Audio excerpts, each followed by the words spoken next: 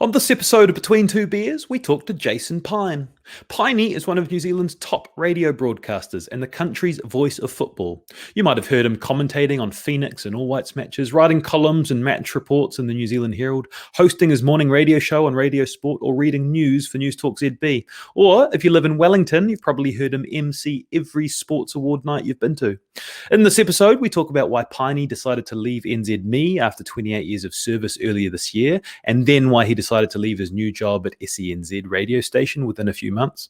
He gives his thoughts on SENZ producer Sam Casey's controversial column on women's rugby that saw him lose his job, the best stories from working at the 2010 World Cup and that night against Bahrain in 2009, how he knew Hilary Barry was going to be a big star, the death of friend and mentor Graham Moody, why he gets so angry at indoor football, and much, much more. Piney is widely regarded as both one of the nicest blokes in New Zealand media and one of the best. He oozes humility, empathy, and professionalism as a top pro. This episode was sponsored by Braun, Bond and Lomas, a nationally recognised boutique law firm based in Hamilton, who specialises in civil litigation and dispute resolution. Disputes are an unfortunate fact of life. They happen at work and relationships, between commercial enterprises, or between family members after the death of a loved one. These guys, and Kieran Lomas is part of the team, and he's a bloody good bugger, will help you fix the mess. If you've got a legal issue and you need some help in resolving it, then Braun, Bond and Lomas is the team to talk to. www.bbllawyers.nz. You can listen to this ep as a podcast on Spotify or Apple Podcasts, and if you enjoy it, please share on social media. It's the quickest and easiest way to help us grow. Also, visit our website, betweentwobeers.com, for show notes and links to support us on Patreon. A huge thanks to those already on board. Enjoy the ep. Jason Pine, welcome to Between Two Beers. It is a pleasure, guys. Look, I've listened to most of the previous 50 of your B2B podcasts. To be invited aboard is a real honour for me. So, no, thanks for reaching out. Just great to be here and to hopefully tell a few yarns. Happy to hear that, Piney. Piney's been a bit of an elusive figure for us. We've wanted him on the show for a little while now, but through no real fault of his own, we've kind of missed meeting on a few occasions, but we'll get to that soon. But Piney, you got a couple of beers there. What are you working with tonight? Yeah, I don't stray too far from the mainstream, guys. I've just gone with a Heineken tonight. That tends to be where I go. Even though I'm from Wellington, which is, as you know, the craft beer capital of New Zealand, I haven't strayed too far from the mainstream, unfortunately. So nothing too exciting, just a Heineken or two. Classic. I like that. All right, the way we start things is we introduce you by saying how we know you. So, Shay, how do you know Piney? Voice of New Zealand football. Listened to him over so many years. I think, Piney, maybe the first time we actually met in person was in Christchurch. The morning of, I want to say, All Whites Tahiti in 2012. Exactly. And we sat down in the container mall. We had a coffee. We talked football. And funnily enough, when I sent you the link for this very podcast, I think our last exchange was me giving you some speaking notes on the Solomon Island players before the All Whites played the Solomon. So, admirer of your work. And yeah, like, again, voice of football, so many iconic moments. Steve, you've probably got a bit of a closer connection with Piney, having worked together. Yeah, well, we both work at NZME for the better part of probably the last 9 years. Piney in the Wellington office, me in the Auckland office. So we don't interact. We haven't interacted that much in person. There's probably only half a dozen times that we've actually spoken in person, I think. But Piney's one of these guys who is kind of everywhere. I listen to his commentating. I read his columns. He's on my social media feed. He's kind of like, he's always there. And he seems to always be a good voice to have around, a voice of reason. And as we do in these, the research we've done from the guests, former guests and friends and colleagues and contemporaries have unanimously come to the conclusion that Piney is essentially the best human in the world. Not many had anything remotely scandalous or bad to say. I think Dan McCarty had the best line. He said, if Piney doesn't like you, you're a dickhead. There's no way about it. So yeah, excited to try to peel back a few layers and find out sort of what made you the man you are today. But the place we want to start, Pioneer, you have been in the news a little bit lately. Well, a couple of months ago now, you left NZME after, was it 20 odd years, to take a role at Sens as the content director, I think it was. And then recently, I think it was this week, Tuesday, it was announced that you were leaving Sens and now you found a home back at NZME. So are you able to just tell us what's happened over the last couple of months? Yeah, sure. Yeah, look, as you say, Steve, I left after a long period at NZME. I've been there for all up about 28 years, so it's a long time in one place, across various roles, of course, and various locations. And at the beginning of this year, I got a phone call from SEN in Australia saying, "Hey, we're looking at setting up in New Zealand. Would you be keen to be part of this project, part of this journey?" And, I looked and I listened and I thought, you know what, this sounds like a bit of me. Something that was very exciting, building a new radio station from scratch, in sport, which is obviously, where I'm kind of bone deep in terms of my passion. And I like the people that, they were talking about getting on board. So I did jump on board. I left NZME in April and spent the best part of 3 months with the company. The circumstances behind me leaving aren't sinister at all. I just I reflect on it, and I think I took the job probably largely for my own ego in many ways. I just like the idea of being in charge of this radio station and recruiting that's on-air talent and running an operation like that. And I probably just, to be honest with you, bit off a bit more than I could chew. It was a job. I knew it was going to be big going in. I just underestimated quite how big it would be. So, I quickly discovered that it was monstering my life in a way that was probably going to become unhealthy. I was spending every waking moment basically either on my laptop or thinking about getting back onto it. My family was suffering. I was suffering. And so I kind of made the decision that it wasn't going to be good for my well-being and not good for SENZ either. So they were very good. They kind of tried to pivot me into a different role, an on-air role, which I initially thought would be quite a good idea. But then I kind of felt like I was getting in the way a bit. I was a bit of no man's land, really. And I think, we came to the conclusion that it would be better if we just parted ways. Look, I wish it had turned out differently. But as I've been saying to a lot of people over the last couple of weeks, you try on a lot of things in your life and some of them fit and some of them don't fit. And this one didn't fit me. And I leave, I think, with their best wishes. They certainly have my best wishes moving forward. I'll be listening intently and cheering them on. But for me, it was just, wrong job for where I am in my life at the moment. Pliny, has it changed your outlook on what sort of moves you'll be making for the rest of your career? Do you know for sure, for certain now, that there are some things that won't work for you going forward? Yeah, it's a great question, Steve. I think so. Yeah, I think so. And you look over, you look at other projects and other workplaces, and you think, wow, look how green that grass looks over there. And you want to go and roll around in it for a bit sometimes. And I think I did probably need to go. I think if I'd stayed at NZME and SENZ had launched and been built and started to flourish, I would have gone, man, I could have had that opportunity. That could have been me. I could have been a part of that, and I would have always wondered what it would have been like. So having had that opportunity, knowing that it's not the fit for me, I think was a beneficial exercise. I think all those years ago, I got into radio to be on the radio.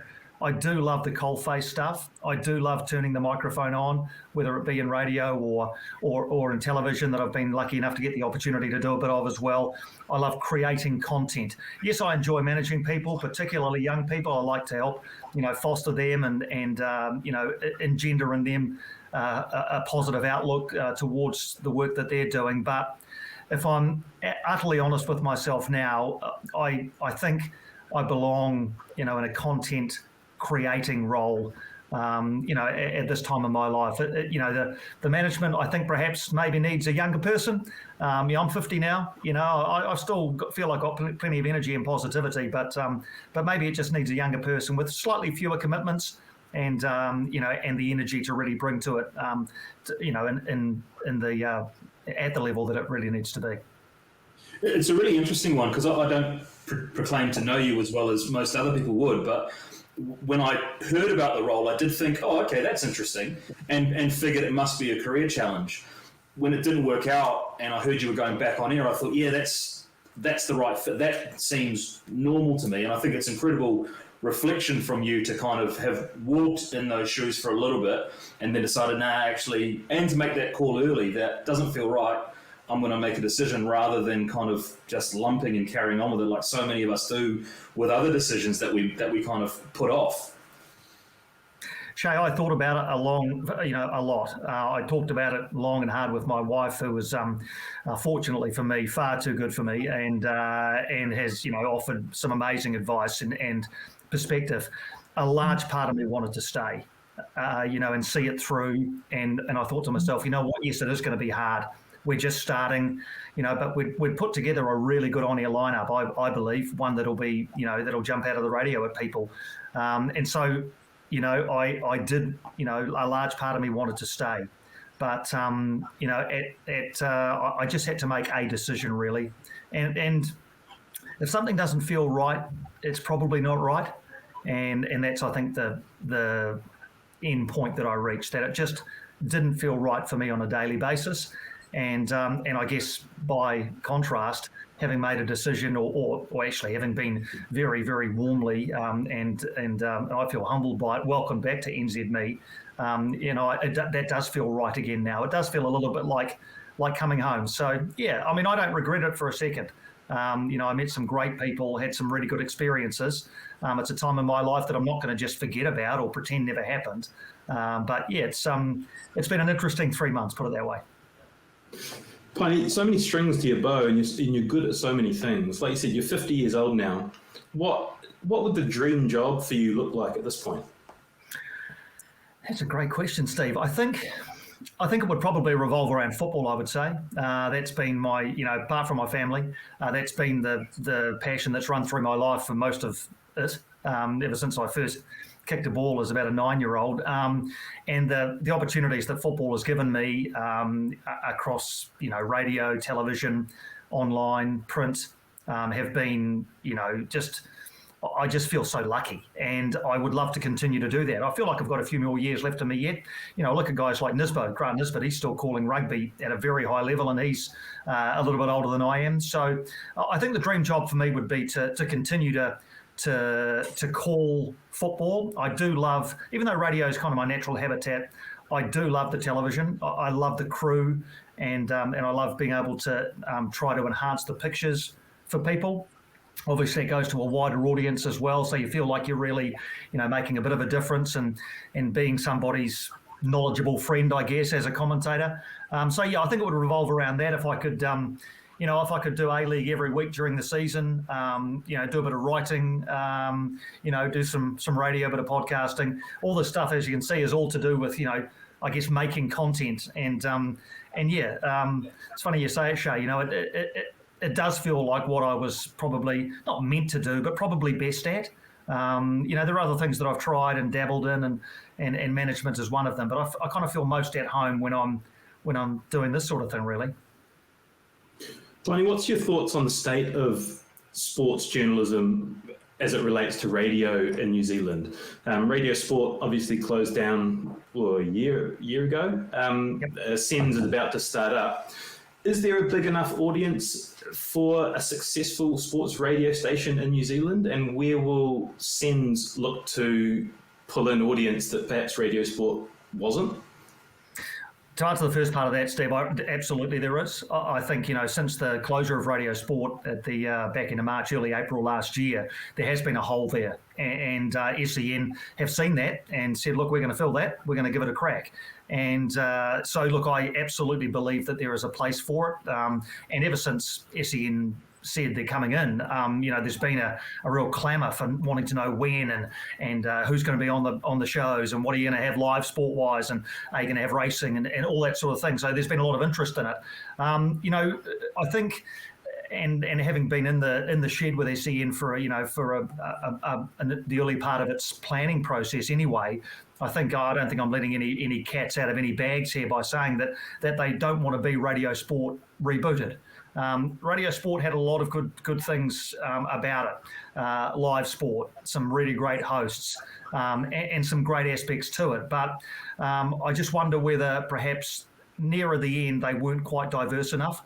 And I think that was not just in terms of the talent and the people who are on the radio, but the topics that were being talked about, the people who were ringing the radio station, and the kind of content that was being covered. A lot of hosts, did their best to bring in other bits and pieces, but I just think it kind of in its final, few maybe months, it kind of narrowed its focus a bit too much and became maybe a little bit samey. That's just my personal view. I think there's so much sport and so many sports people to be celebrated, to be investigated, to be analysed, to be talked to, that there is an endless string of content there available. Really interesting stuff. Yes, of course, you fish where the fish are. You do rugby, your rugby league, your cricket, your netball, your football, your Olympic sports, those sorts of things. Of course, you have to cover those. But I'd love to hear about the young kid who's coming through and has become a 10-pin bowling national champion at the age of 13. Or who's the next pole vaulter behind Eliza McCartney and Olivia McTaggart? Who's the next one coming through who's been inspired by those two? Things like that. Who are the Kiwis off the beaten track? Those who are overseas who we don't know about because nobody has kind of made the inroads into investigating that sort of thing. So, look, I think the secret to any media outlet is that, of course, you have to be, you have to be able to be consumable, and obviously that sometimes leads to going where the biggest audience is. But I think variety can be a really big part of what makes SENZ successful, and I know that is one thing that they're very, very keen on doing. Yeah, good point. The other thing I want to talk to you about is Sam Casey wrote a column for Rugby News, which blew up on social media. Sumo got hold of it. He sort of picked it apart and it sort of put it into the stratosphere.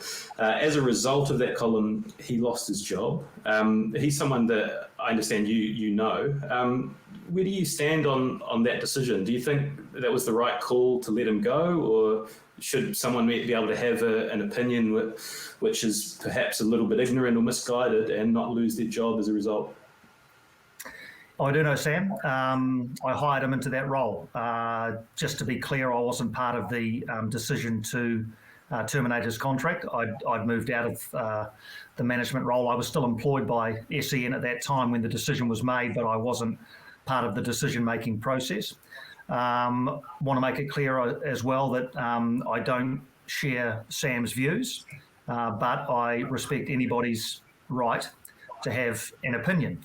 I think some of the language that was used in the piece was perhaps a little bit misguided, and I think if Sam had the opportunity to write the piece again, I think he would probably use slightly different phraseology and perhaps think about the way that he presented arguments and the way that he worded certain parts of his opinion piece. Having said that, it was exactly that, an opinion piece. And I think what happened is that the uproar against the article, fueled by the likes of Sumo's retort to it, a bit of a Twitter pile-on, a social media storm/frenzy, I think in the early part of SEN's life in New Zealand, I just think it perhaps shook them a little bit. And so close to launch, I think they made the decision that they would make a stand and say, look, we are this kind of organisation, and what has been written here by one of our employees is something that to us is so far removed from what we're all about that we cannot see our way clear now to having Sam as part of our organisation. Now, for me, there are perhaps a couple of alternatives they may have examined first. There are a few other ways that you can deal with that sort of thing short of actually terminating somebody's employment. and we all know what they are. They're the things that happen in a lot of businesses. You get warnings, you get strongly worded warnings, you get told that this is your last chance. You've had your one chance, and do that again, and you're gone. But all of that stuff was bypassed to reach a decision where termination was decided upon as the course of action. Now, SEN will run their organisation any way they want to. It is absolutely their right to do whatever they want. But I know that the decision to terminate the contract hasn't been universally popular, if you like. I think many of those who had criticised Sam for his opinion have now, been equally vehement in their criticism of SEN for what's called, a bit of cancel culture. I like to think that I would have perhaps tried to find a slightly less brutal approach to the whole thing. Also, there were a couple other factors at play here. Sam, when he wrote the article, wasn't working for SEN. He wrote it before he started. I know that's just timings. It wasn't on an SEN platform. It was via Rugby News. And Sam, wasn't really inextricably linked with SEN in the same way that some of the key on-air personalities were and are. So I think there are a few factors at play here. But having said all of that, the decision to terminate his contract was one that I know wasn't taken lightly, and was one that I'm sure they thought about the consequences of, and are now dealing with, because they're down a man. So they've had to rejig the way they do things, and of course they've got to deal with a bit of backlash over the way they've handled it. So I hope I haven't danced around it too much there, guys. But yeah, that's about, I think, the sum total of my views on the whole thing. I thought you navigated it very well, Piney. I thought you did a great job. Have you ever thought about a job in management? Yeah, I could have a future in it. What do you know? Okay, last question before we leave Radioland for now. What's your new job going to involve, and how often are we going to hear you on the airwaves? Yeah, it's look, I must thank NZME for, as I say, for welcoming me back. I mean, I worked out today that I walked out, on my last day. It was supposedly 12 weeks ago, and I walked back in there today to pick up a new swipe card. So, so it wasn't a long time away, but they were very accommodating. News travels pretty fast, as you guys know, around media circles, and when it sort of had become kind of known, I guess, that I wasn't going to be continuing, I got a couple of phone calls, discussed a couple of options with a couple of other companies as well, and then landed on this, which is a bit of a it's a kind of a hybrid of lots of different things. I'll be reading the news on News Talk ZB in Wellington in the mornings, not the sports news, which is odd for me. It'll be the actual serious news. So I'm going to have to start talking with a frown in my voice on those serious stories, and also some reporting both on news and sport. I'll be covering shows on ZB. So if somebody's away, they'll say, Piney, can you fill in here or there? And hopefully still doing some stuff for the New Zealand Herald as well, around mainly around the Wellington Phoenix, I hope. So, and some commentary too with sports like rugby and such like. So, as I say, I feel very lucky to have been welcomed back so warmly, and I'm looking forward to getting stuck back in again. They actually call what you did doing a Holloway, Piney. I don't know if you're aware, but what's doing a Holloway? About 5 years ago, I thought the grass was greener. I took a media job at Waikato Uni, which I thought was going to involve sort of running the media team, and I had this vision of what it was, and I realised after 2 days that I made a terrible, terrible mistake. So I went crawling back on my hands and knees and said, please give me my job back and let me live in Hamilton. And thankfully, they went for it. You talk about content, Piney. The lads chat that was playing out on was absolutely incredible. The one, I think the humility that Stevie was trying to navigate it with, almost like you did with Sam Casey's kind of position there before, was interesting, but there was just relentless banter and hammering, which lasted forever, and is colloquially known as doing a Holloway in our friend circle. So no shame in going back, and sometimes the grass is greener where you were. Yeah, that's right. I think it's greenest where you water it, right? And so, look, I'll have another crack at it back at NZME, and I feel the same way. I was given a very generous send off after my time there. You know, a nice leaving gift, a cake, lunch with the bosses. I feel like I need to give all that stuff back now, but I don't quite know how I can really. That's what my boss at the time, Cam McMillan, gave me $150 voucher for some clothes or something. He's like, well. Yep. We're getting that back, right, Steve? It's been a couple of weeks, for God's sake. Anyway.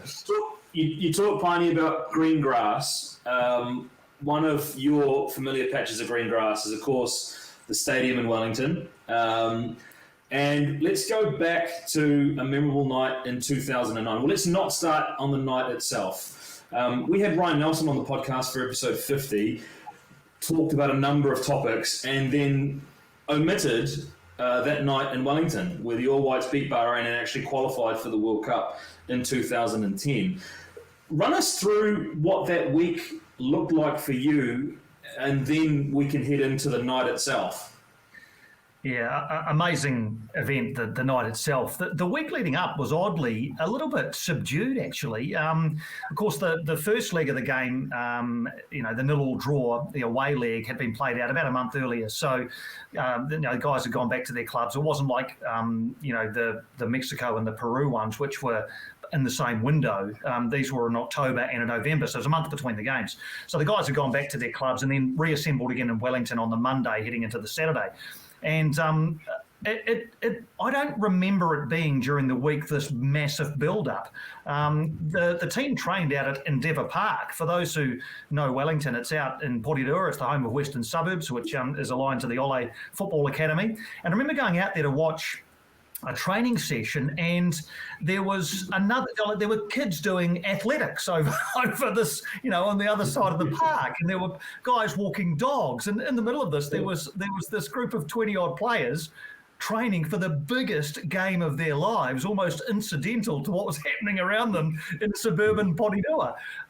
So it was kind of funny. I mean, of course they had a good build up, and obviously it worked. Simon Elliott was under an injury cloud all week. I remember that, and eventually didn't play the game, but tried his hardest to get fit. And I remember him doing doggies out at Endeavour Park to try and prove to Ricky Herbert and the coaching staff that he was indeed fit enough to play. Didn't get to play, and Michael McGlinchey started the game, of course.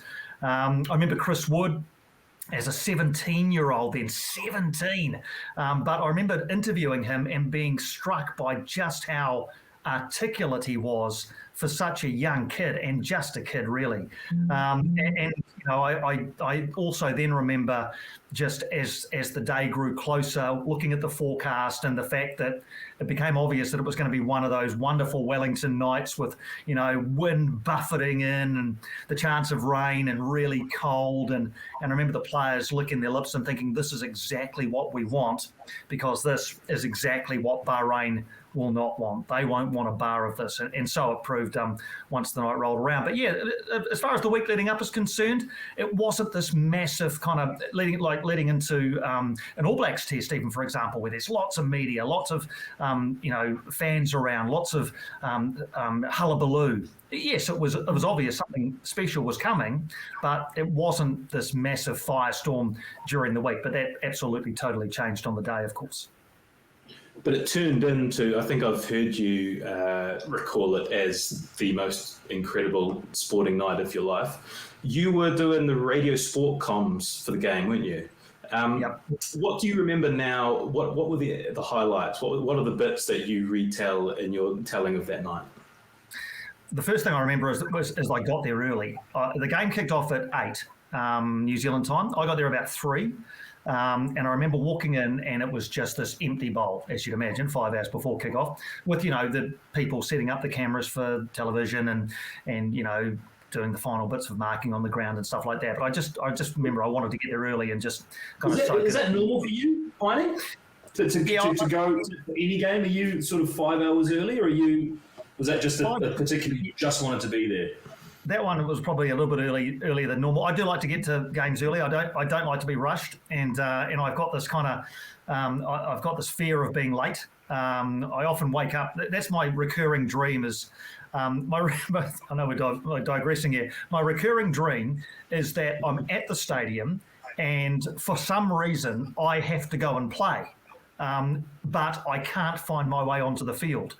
Every time I get down the stairs and go down the corridor that, well, I think's the tunnel to get onto the grass, it's not. It leads into a cleaner's cupboard or something. And the clock's ticking and I need to be on the field, but I can't get on there. So I think that's my kind of angst, at work in my subconscious, be that as it may. But yeah, I don't normally get there that early, but I wanted to get there early that day.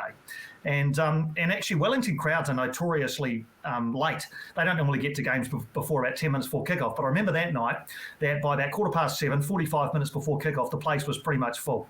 And just, everyone had been encouraged to wear white. And it's one of those things during the week, hey, everyone wear white. And you think, okay, yeah, maybe a few people will wear white.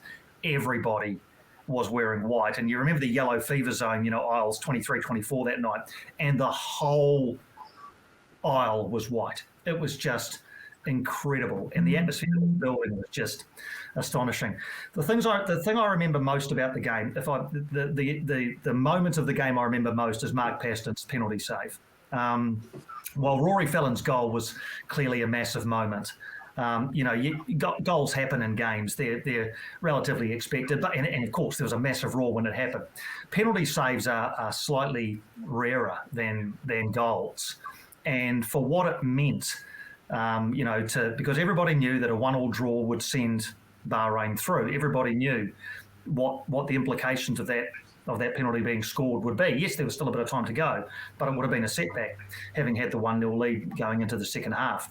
When Pasty made that save, I honestly think the place was shaking. The noise was so loud, and the cacophony and the explosion of joy was just so immense, bigger and more powerful than anything I've ever experienced in my life, really, let alone at a sporting event. It was just out of this world, off the charts.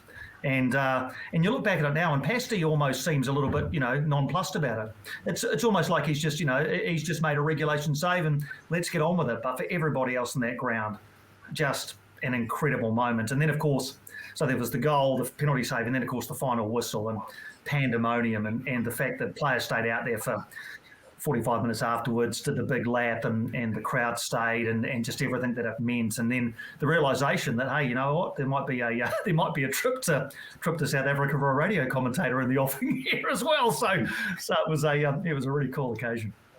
Did you have a catchphrase like you'd practiced if New Zealand had qualified that you managed to trot out, or does it all just go to hell in that moment of euphoria? Yeah, I get asked this a bit actually, and for that game, Shay, I had a phrase for New Zealand winning the game, because it's the kind of thing you don't want to stuff up, because you think, okay, well, this is probably going to be replayed. The moment when the final whistle goes and the result is in the books, you want to get it right. And so I had in my head, it's full steam ahead, South Africa, and some other words beyond that as well. But I just wanted to make sure that I did it justice, really. And you might think it's a little bit fabricated and perhaps a little bit false, and that maybe spontaneity is something that provides you better results for things like that. But I just wanted to make sure that I at least got that bit right. If they were going to be going, that it was full steam ahead, South Africa, and I'm happy that I managed to get it out. David Chope, my expert comments man, who I think you both know, just an absolutely magical partner in crime for radio commentary. Was, he understood the moment and didn't speak as I kind of gave that line and then a couple more, and then he came in with his enthusiasm, and then from there we were spontaneous, and it was just such I'm getting goosebumps talking about it now. I still do. Easily the best night of my commentary career by quite some distance. I was there too, Piney. Definitely the best sporting event I've been to. I remember in the stand, there's a group of us, 4 or 5, arms around each other. We're going to South Africa. We're going to South Africa. No, but we're actually going. We're going. We're going to save up. We're going to go. We're actually going. We didn't go. We didn't go. You in the commentary box, when New Zealand have won, are you thinking there's a pretty good chance Radio Sport's going to need to send at least one guy there? They're probably going to send a team. I'm going to be in that team. Are you thinking then that I'm going to South Africa? Funnily enough, Steve, I don't think I was. I think, because after the game, then you get caught up in doing the post-match. You go down and you do the press conferences, and then you go into what's called the mix zone, where the players come out and you try and get comment from all of them. And obviously we wanted to talk to Pasty, wanted to talk to Rory, wanted to talk to Ryan, all of that stuff. So by the time I left the stadium that night, it was probably about maybe 2:30, 3 o'clock in the morning before I got away, having filed all the audio and stuff like that. But I was still so buzzed. I went home and really didn't sleep, and I was woken up to do a bit on the radio at about 7 o'clock the next morning, and then it just happened right throughout the day. So I don't think obviously it occurred to me at some point that, and even in the lead up, you think, well, you know what? One outcome here is New Zealand's going to the World Cup. If New Zealand go to the World Cup, then media outlets are probably going to want to cover it. I work for a media outlet. I'm the incumbent because I'm doing this game, so there might be a chance. And so I think in goalkeeping parlance, I made myself big in the week or so afterwards. And fortunately, the managers decided they would send a team. Myself and Miles Davis went, and we had a driver/sponsorship manager, Steve Charnley, who came with us as well. And we had a wonderful month in South Africa. But I don't think it actually. I was more delighted for those players. I looked down and I saw, a guy like Simon Elliott who'd missed that night but knew he was on that plane. A guy like Pasty who the most unassuming of guys, but he was going to hop on a plane and turned out to be a real hero in South Africa. Ryan Nelson, this guy who most of his success in football's been away from our eyes, was actually going to get the chance to lead his country at a World Cup. So I was just delighted for those guys, and secondary that I might get a chance to hitch a ride as well. So I'm going to take you off the beaten track a little bit here. One of the names you mentioned, Miles Davis, has produced a few perhaps conversation starters, talking points about your time in South Africa. So it's a bit of a fishing expedition. I've got no idea where these are going to go, but he says, ask him what made him blush when the Spaniard got out his guitar case in Dubai. Yeah. Oh, yeah. So on the way to South Africa, we stopped off in Dubai, and it was a 12-hour stopover. We flew Auckland, Dubai, and then we're on to Johannesburg. And Miles had a friend in Dubai who was nicknamed the Spaniard. I still don't really know why, but he said, the Spaniard's going to come and pick us up and we'll go for a beer. And I said, yeah, it's cool, great. So we went back to the Spaniard's house, and the Spaniard, he was an interesting character, a real ladies' man. From the conversation I could tell he was having, and so he from underneath his bed he produced a leather-bound kind of it was like a large briefcase, and he unclipped it and he opened the briefcase, and there was a large assortment of let's call them adult accessories. Inside the briefcase, and me just a humble, very, very straight up and down bloke from the northern suburbs of Wellington. My eyes just about popped out. I was trying to work out what some of them would do and where they might go. Luckily, the lid was slammed shut quickly. But apparently, Miles seemed to think afterwards that half of the things in there were illegal in Dubai. So, so. That's the story of the Spaniard and his suitcase in Dubai. So like Desperado, Antonio Banderas, but sort of a different sort of take on that. Okay, the other one, he says, ask him about cats, dogs, and lesbians in Pretoria. Yeah, they were all in the same house. We were fortunate enough to get accommodation through a colleague at Radio Sport who used to live in South Africa, and so we were actually living in a residential house in Pretoria. Nice part of Pretoria. Still had the big gates though, and the barbed wire and the electric fences and stuff. But we were not only put in charge of the house, we were also put in charge of a cat and two dogs, and the lesbian part of it was our cleaner. So it didn't matter that she was lesbian. She was a very good cleaner, but she had to be, because the dogs and the cat made a hell of a mess. We nicknamed, I don't know what the dogs' names were, but we nicknamed them Winston and Ridgeback.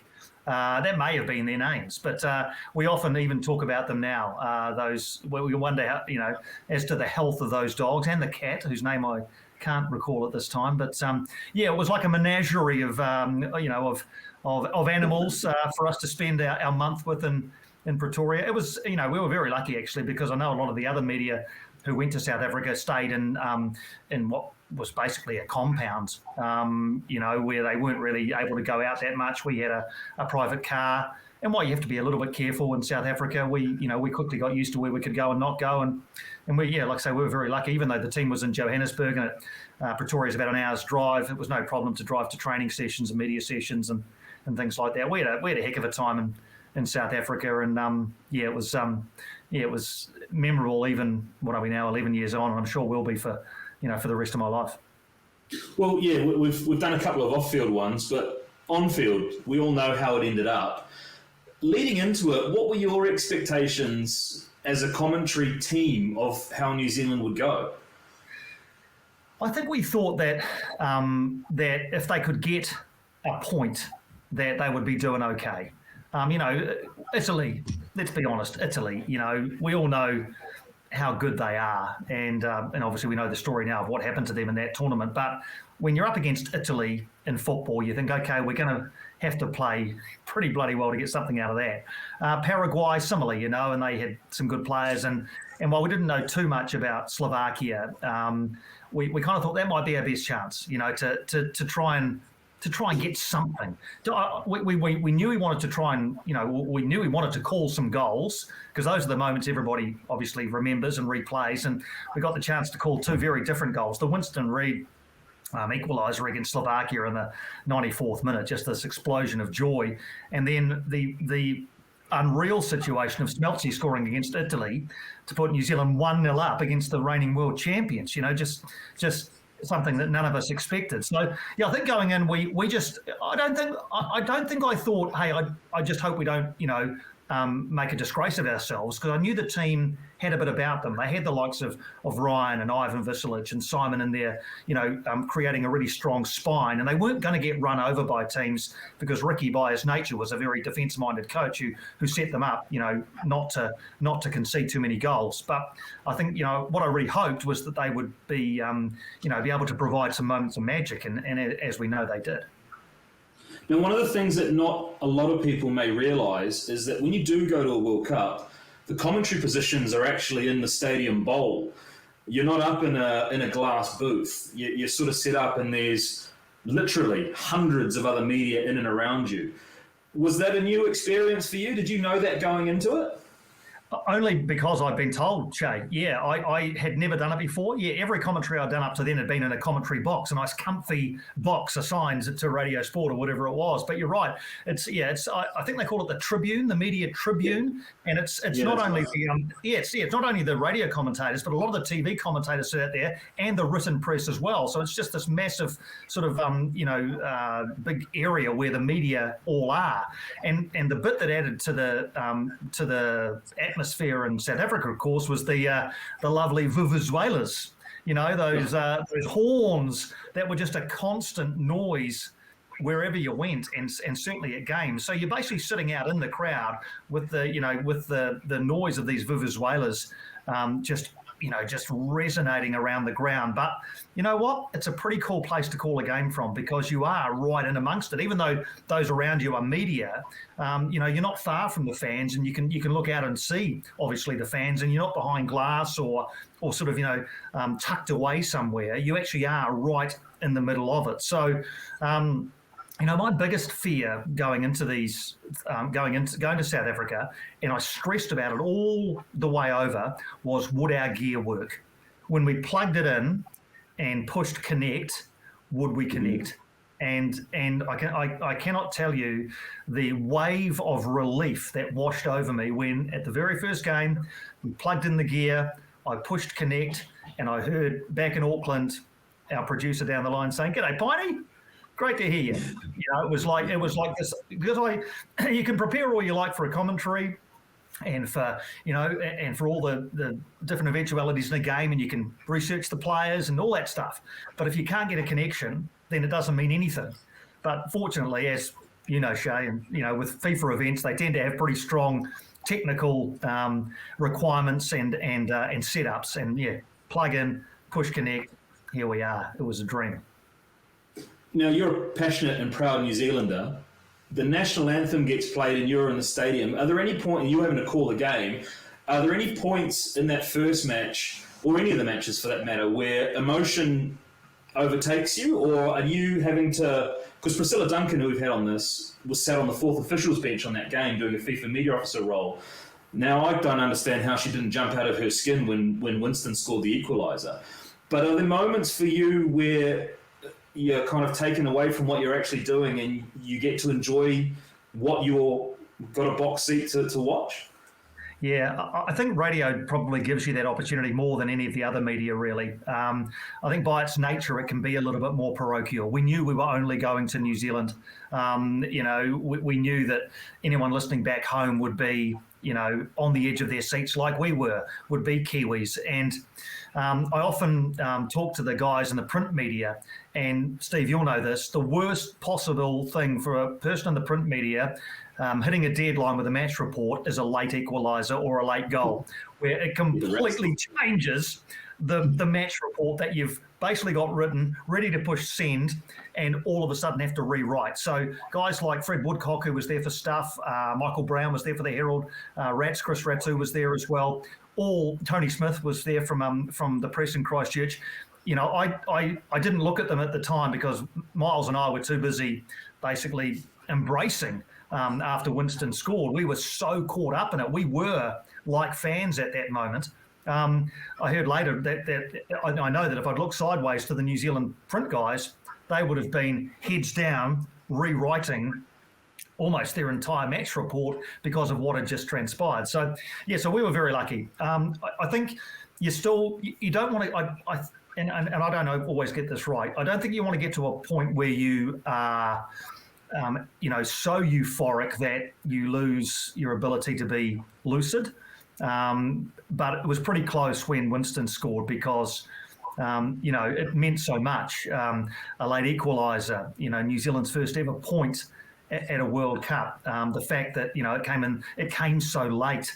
Everything about it was wrapped together in this perfect storm of ecstasy. So we enjoyed it, that's for sure. Talk about emotion. I think I was probably more emotional on the final whistle of the last game when it became obvious that New Zealand were going home.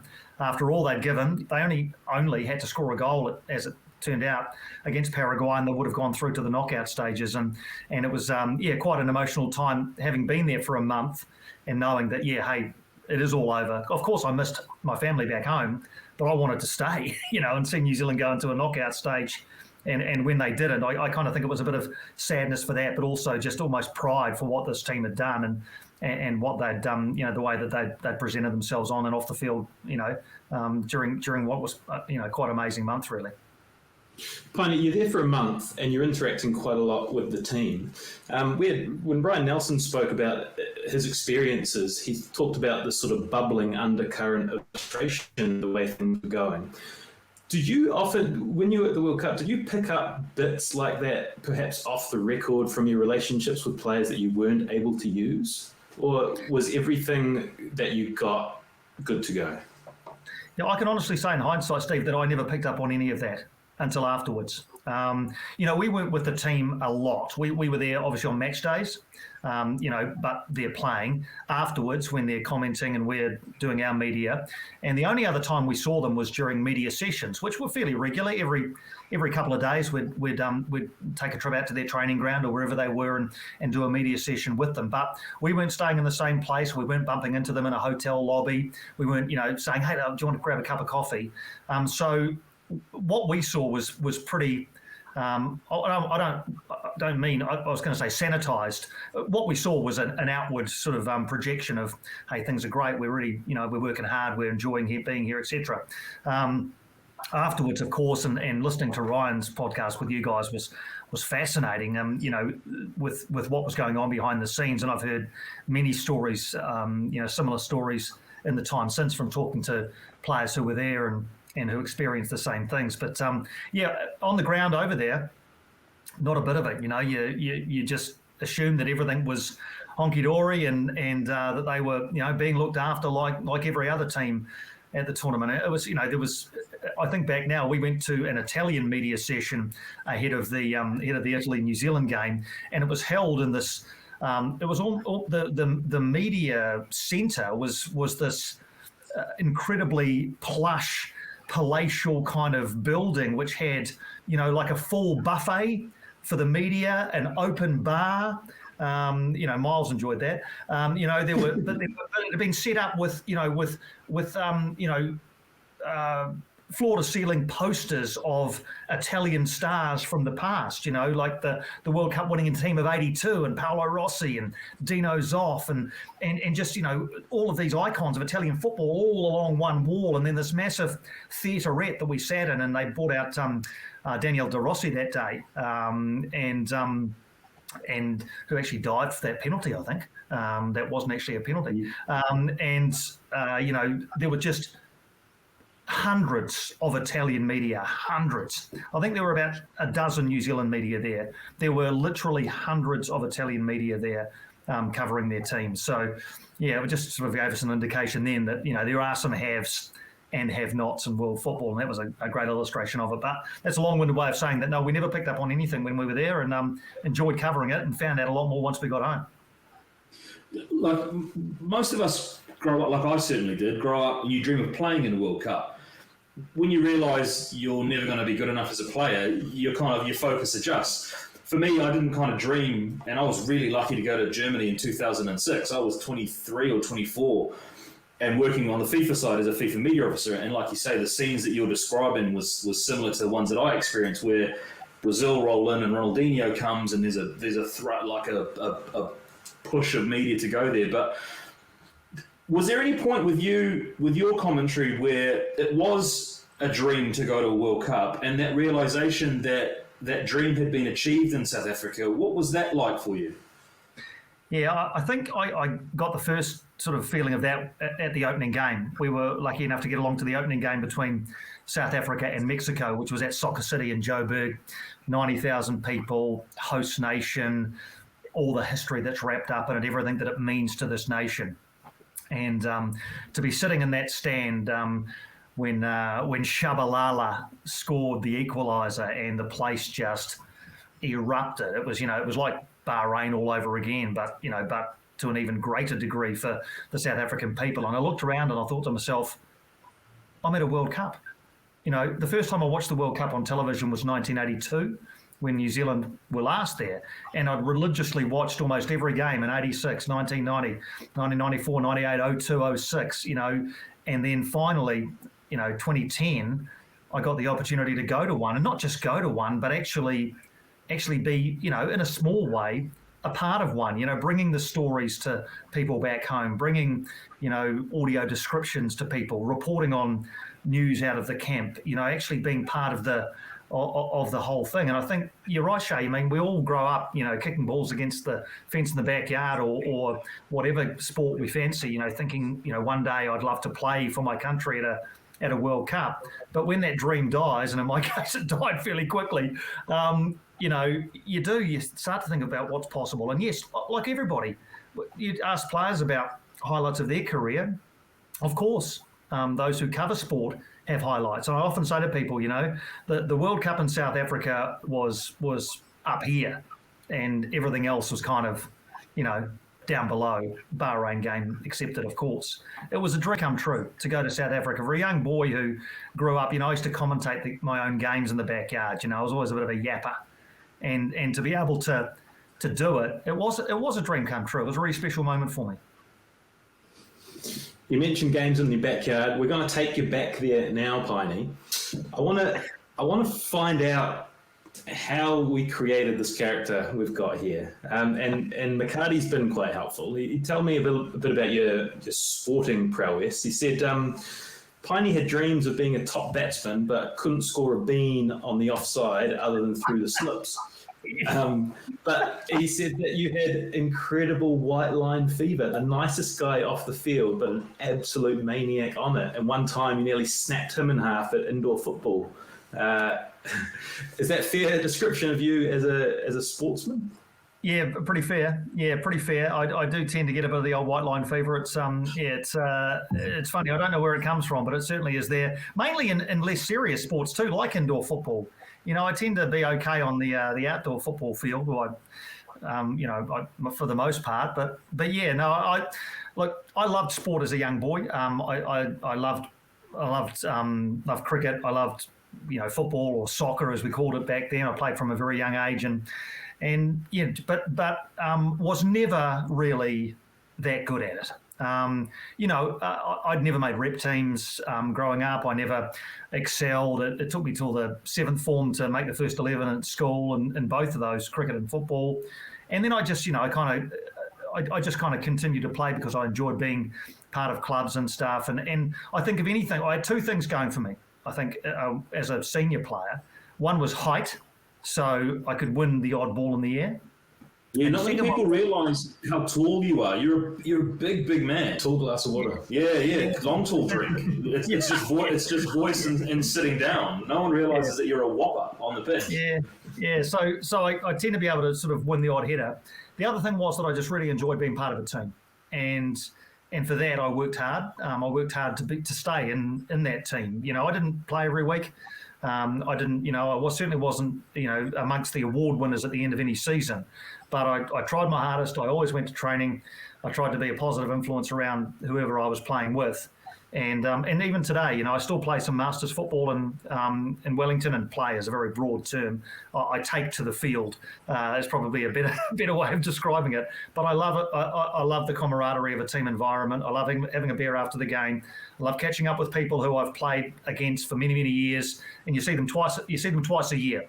When you play them home, when you play them away. And you probably don't see them for the rest of the year because you work somewhere, they work somewhere, or whatever it is. But you always catch up, have a handshake, have a yarn, have a beer, and it's a big part of, I guess, the reason why 99% of people play sport in the first place. So, yeah, so my sporting career, even to use the word career is a misnomer. I've enjoyed being part of sport, and I love playing it. I love watching it, and I feel very privileged to have been able to report on it and to commentate it. But it certainly doesn't come from a place of being proficient at it to any level. But I guess you make up for that with doing a bit of research and making sure that you get the words out if you can. It's funny you mentioned indoor football. I played in a Herald team with a bunch of real battlers about 7 or 8 years ago. Wow. Guys, really placid sort of guys who you wouldn't think would ever get angry, but put them in an indoor football game and some of the worst language and just aggressiveness and just kicking lumps out of people, it just all came out on indoor football. It's a dangerous game. Yeah, But what were you like as a student, Piney? Talk me through the teenage Piney. Was he a good kid, straight A student? Was he into alcohol and drugs? A few questions there. Let me deal with them one by one. Was I a good student? Look, I passed everything at secondary school, and actually, this leads actually how I got into broadcasting. In that, when I left school in the 7th form, year 13 these days, I went to study law at Victoria University because I'd always been into speeches and debating, and like I said before, always a bit of a yapper, always a bit of a talker. Every report I got was, Jason does well, but he should remember that he doesn't need to distract other members of the class quite so often, because I was a talker. And so I thought, you know what I'll study law. I'll be a lawyer. That seems like a good career for me. And I failed first year law. And at the time, it was the biggest tragedy of my young life. I was, 19? Had never failed anything. I'd never been a straight A student, but I'd always passed everything, to a reasonable level. But I failed first year law. And so I had to repeat it. And then by the time I then passed at the second attempt, year law was done on a priority of those who had passed it the first time, and there were so many of those that I couldn't get into second year law. So cross-credited, did a BA, and eventually found my way to radio. And I often think, what would have happened if I'd passed that? If I'd got 7% more, if I'd not got 43 but got 50 and passed, I would have done a law degree probably. I think I probably would have found my way to the media, but it would have been a far more circuitous route. So look, I was okay at school. Did I have a beer? I think we all did. Well, the group that I hung with did. Yeah, we started having a beer after, on weekends, probably from about the sixth form, I'd say. And I enjoy a beer. Enjoy having a laugh with my mates. Never into drugs. Haven't ever appealed to me really. I might have had the odd toke on a joint here and there, but nothing any harder than that. So I think I was a pretty good kid growing up. Came from a good family that instilled some good values into me. Tried to do the right thing most of the time. Didn't always succeed. Got led astray a little bit, but it was. I certainly came from. I was very lucky. There was no hardship in my upbringing that manifested itself into odd ways. I was pretty lucky, really. So you found your way to Radio Wairarapa in 92, my notes suggest, and then Radio Nelson, 93 to 99, where you worked with Hilary Barry. Have I got that right? Hilary Pankhurst. Yeah. Hilary Pankhurst at the time. Was that right? That's right, yeah. Hilary that was actually in Masterton. Yeah, my very first radio job, my internship, was at Radio Wairarapa.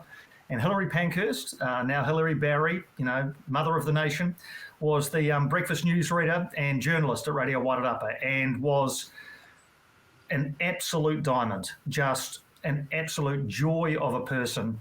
And I don't see her very often now, but when I do, she is exactly the same as when we knew each other in our early 20s back in Masterton. She's just an absolute gem. So, and Radio Wairarapa had been kind of the breeding ground for a few, relatively famous broadcasters. Paul Henry went through there. Peter Williams was another one who went through Radio Wairarapa, and of course Hilary, and others in the time since have also used it as their kind of their breeding ground, I guess. I loved Masterton. I got the opportunity to meet so many people through my job there.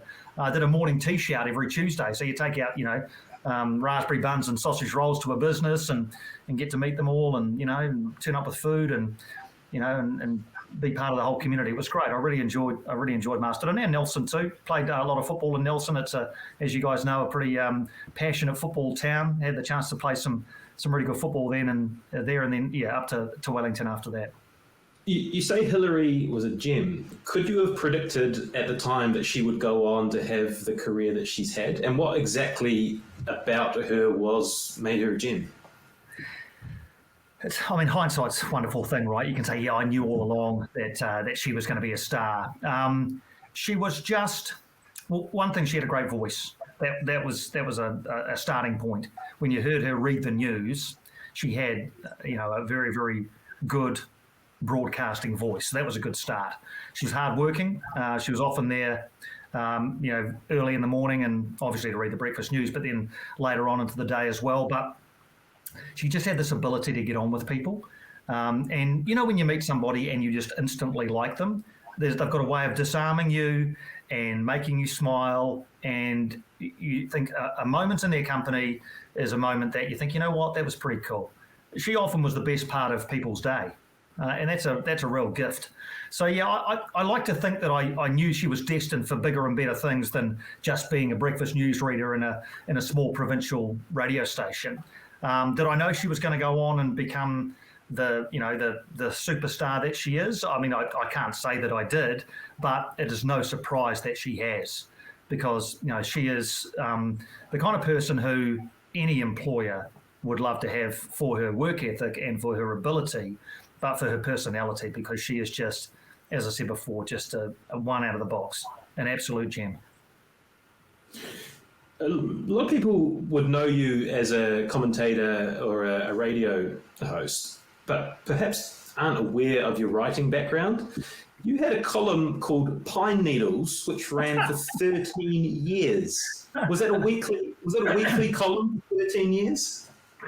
Yeah, and first of all, Steve, I didn't come up with the name. I just want to make that clear from the start, that Pine Needles was not my idea, and I still get shit about that from most of my friends. That still gets brought up when we get together for a beer. So, I was living in Nelson, and as I said before, and the Nelson Mail, which was the local rag, they just got in touch and said, hey, would you be keen to just write a column for us once a week? And so on a Sunday night, I tapped out 300 words on something that happened over the weekend sports-wise, sent it off, and it turned up in the Nelson Mail the next day. And even when I moved to Wellington, I continued doing it. That sounds right, 13 years, man, that's a lot of words.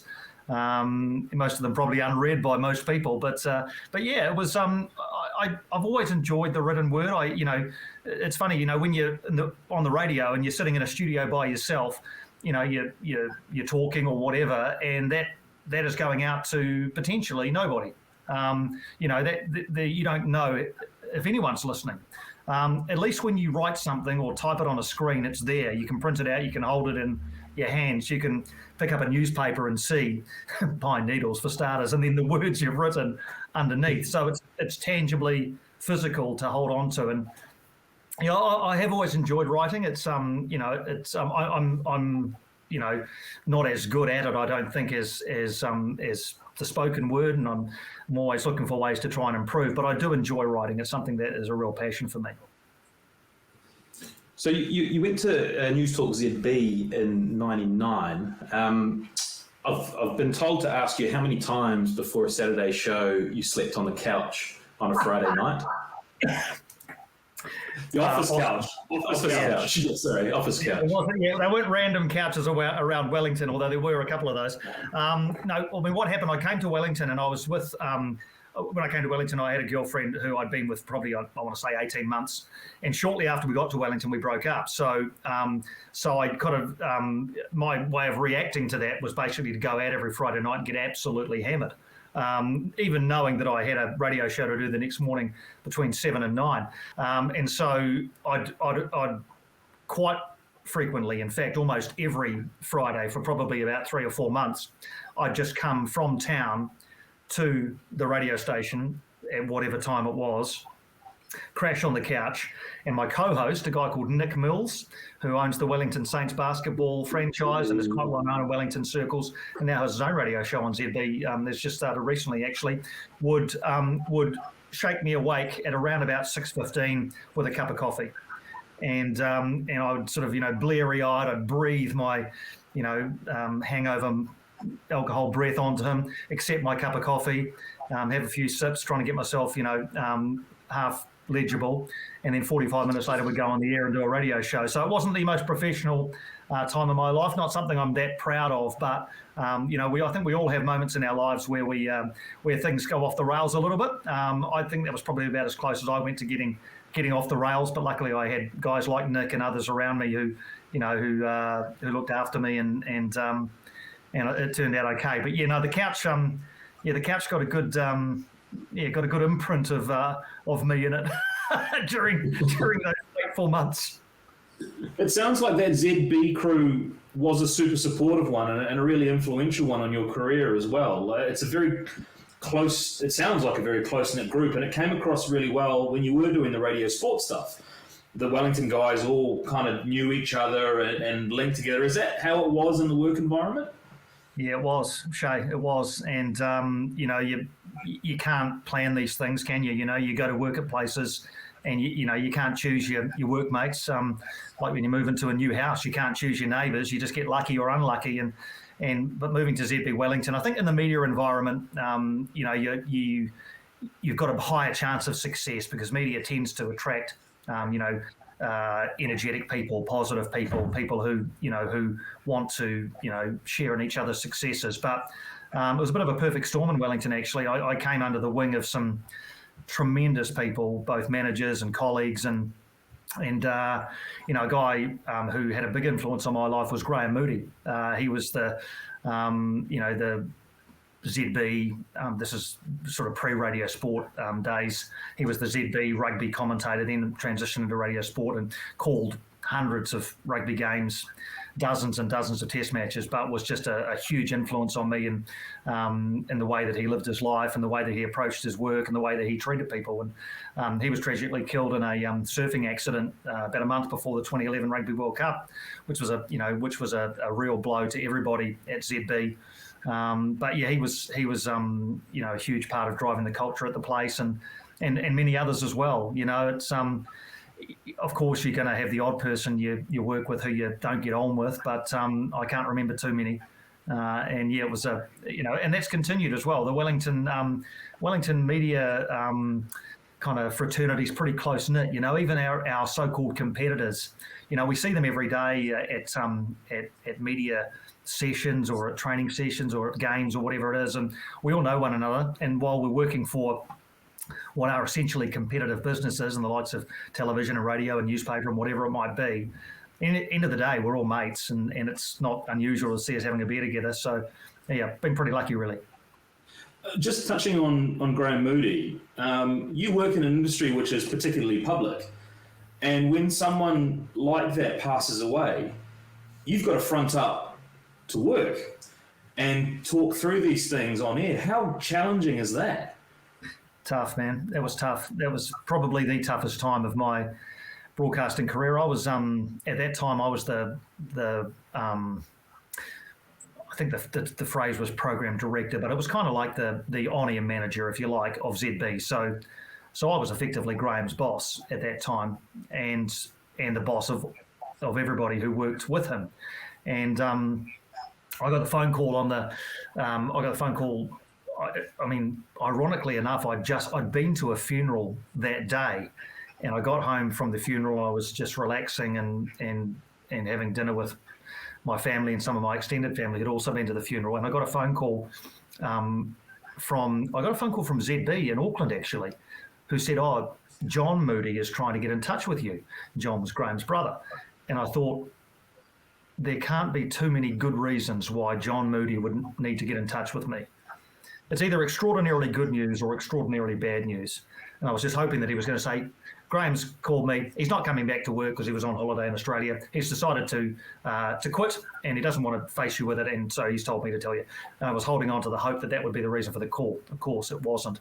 It was to tell me that Moods had been killed. So it was just I mean, because funny, Shay, because adrenaline kind of kicks in, and you think to yourself, okay, well, what are we going to do tomorrow?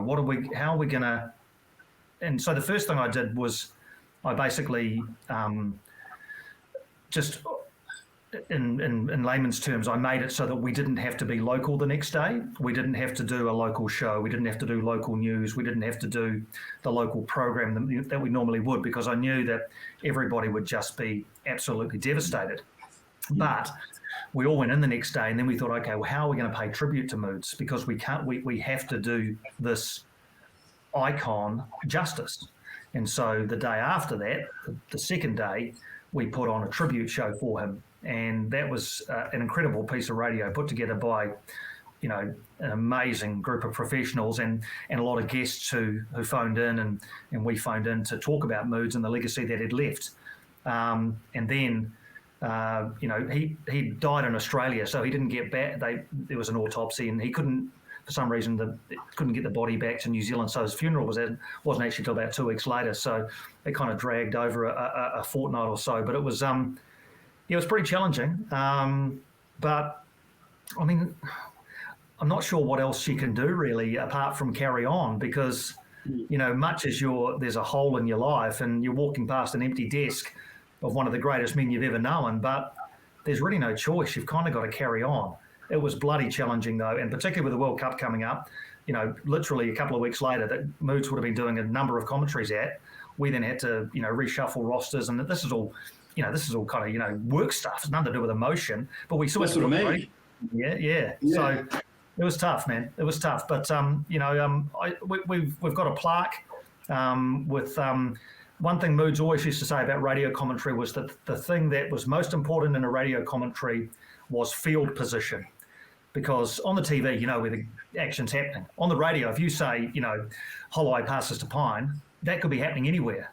So you have to tell the radio listeners the field position. And so we've got a plaque in our commentary box at Sky Stadium that just has Graham Moody, and it just has field position. And that's his mantra, and I think his legacy to us. But yeah, it was a hell of a time. Man, that's coming up 10 years ago. That's crazy. Did you pick up a lot of his sort of roles or his on-air jobs soon after that? Was that Was that difficult as well to sort of step into his shoes? Hugely difficult. Yeah, and that's exactly what happened, because we, the other part of this is, we now need somebody to read the sports news on News Talk ZB.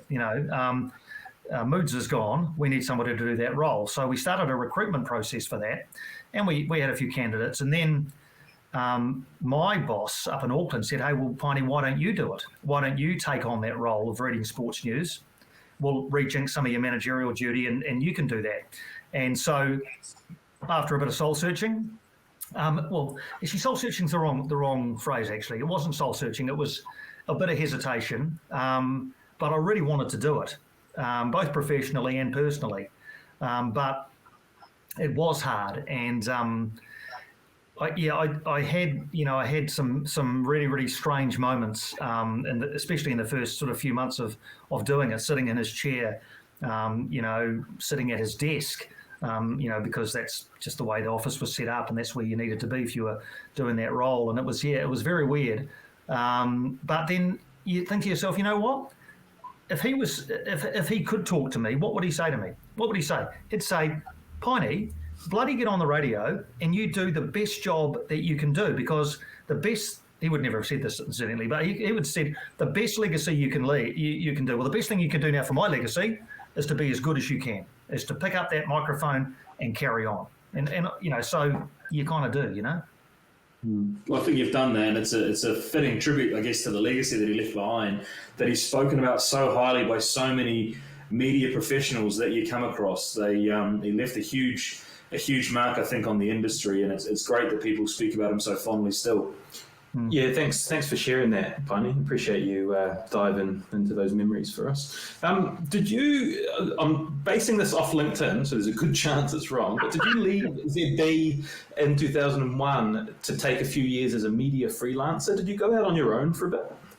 I did, yes, I did. Another kind of weird, well, not weird, but just a time in my life where I thought, you know what, I'll give something else a crack. And so, yeah, I was still involved with ZB because I was still doing a radio show there every Saturday morning. I wasn't sleeping on the couch by this stage, just incidentally. So I was still doing that every Saturday. So I had a connection with the radio station. But I went and did a bit of writing, a bit of freelance writing, and some of that kind of bordered into some business writing. For example, I'd write promotional material for businesses. I did some seminars on things like I did a series of seminars on email etiquette, of all things. I present to corporates about email etiquette. This is 2001. So people are still kind of getting their head around email and the way it's done. Thanks. Yeah. Yes. Yeah. So I did that. I tutored at a radio school in Wellington. And so I kind of pieced together, I still had pine needles, of course, ticking along. So I kind of pieced all these things together under the rather grand title of media freelancer. And yeah, I did that for about 3 years. Picked up enough work to kind of, keep things ticking over. So it was again, just a point in time in my life, and I look back now and I think, it wasn't the professionally the most successful time of my life, but I got to do different things, a seminar on email etiquette. I haven't even thought about that until tonight for probably close to 2 decades. That's what we do. Bring up that gold.